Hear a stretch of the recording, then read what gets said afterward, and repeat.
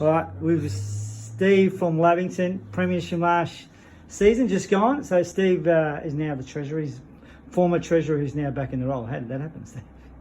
Poor planning on my behalf, Terry, in any case. So we did this session, equivalent session, when you were on the board at the same time 3 years ago. About 3 years ago. And we did a bit of a roadmap. And tonight, how do you compare the two sessions? Well, the sessions evolved into what you'd probably call a leading edge or best practice, where it looks like we're following an AFL model, which is much more around engagement with our members, how we're able to leverage the asset that exists in our membership base and through our networks, rather than having to sell hot dogs and pies. Yeah. So you've been around footy a long time. Has this changed your thinking on how you go about running the club, whether it's structural, whether it's revenue? The importance of having a structure that works, where you can have again a leverage model where three people aren't doing everything, where you've got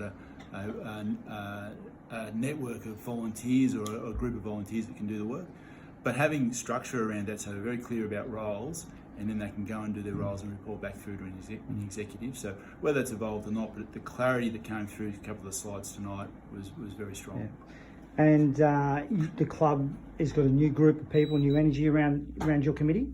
Absolutely. We've got probably around about half the committee has been changed over in the last 6 months, and there's a range of different skills and ages and people that have come on, mostly young people, and it is absolutely inspiring to be part of that and having some leadership experience, and then bring through people with more energy is going to make a difference, certainly in the short term and no doubt in the long term. That energy was really shone as the night went on, didn't it? In terms of, and I think that's about handing over some of the responsibilities to the next. And it's also about having direction, a common understanding, building a connection. We had have some honest conversations, build connection, and set a direction where everybody's clear about which way we want to head. Now, there's a bit of work to go into setting the roadmap.